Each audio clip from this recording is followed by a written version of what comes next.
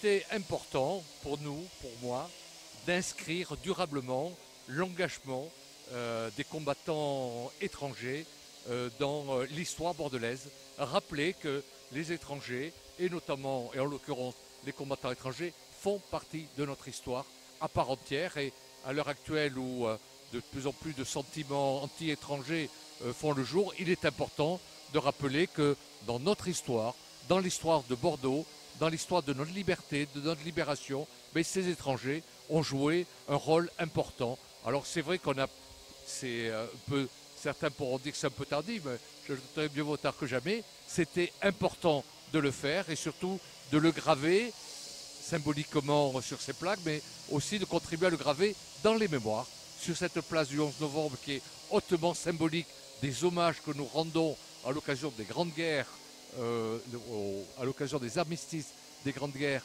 ici tous les ans. Mais désormais, l'engagement des combattants étrangers devient tout à fait incontournable et est associé aux hommages que nous rendons aux combattants français.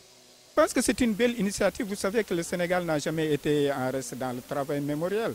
Ça, c'est un engagement des plus hautes autorités sénégalaises. Et la preuve, nous avons célébré l'année passée le 80e anniversaire des événements tragiques de Thiaroye avec brio.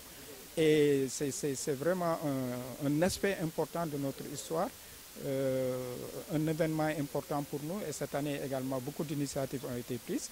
Et récemment, la semaine passée, nous venons justement de l'Attest de Biche où nous avons célébré également la mémoire des tirailleurs sénégalais.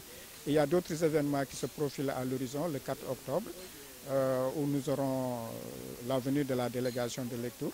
Donc je pense que c'est une initiative qui vient à son heure, qui vient compléter tous les efforts qui ont été faits. Et vous me donnez l'opportunité également de remercier, de féliciter la communauté sénégalaise de Bordeaux qui s'est investie depuis des décennies pour que la mémoire des tirailleurs sénégalais ne tombe pas dans l'oubli. Donc cette plaque illustre en tout cas toute la reconnaissance que nous devons aux tirailleurs sénégalais. Et je voudrais m'en réjouir et féliciter encore une fois M. le maire de Bordeaux pour cela.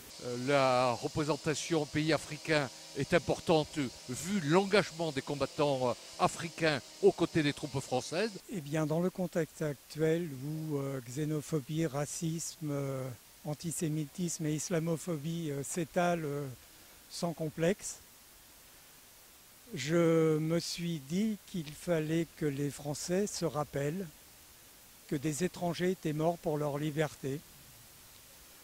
Et quand j'allais aux inaugurations, aux commémorations des étrangers morts pour la France, souvent le discours oubliait de parler de ces étrangers.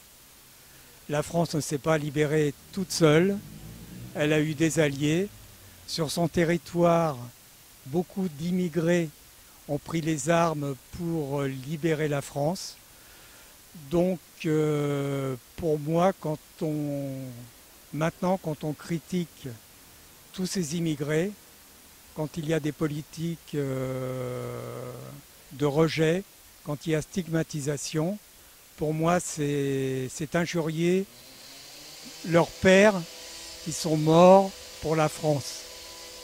Donc c'était particulièrement important. Et la présence de la vice-consul d'Allemagne, c'est important aussi pour rappeler la paix, la réconciliation. Et d'ailleurs à Bordeaux, régulièrement, pour toutes nos commémorations, que ce soit la commémoration du 11 novembre, la fin de la guerre de 14-18 ou la commémoration du 8 mai 1945, le consulat d'Allemagne est toujours à nos côtés. Et je trouve que c'est très bien de voir cet engagement commun de nos villes jumelées, Bordeaux et Munich, de nos pays, pour dire que l'Europe, c'est aussi et ce doit être durablement la paix.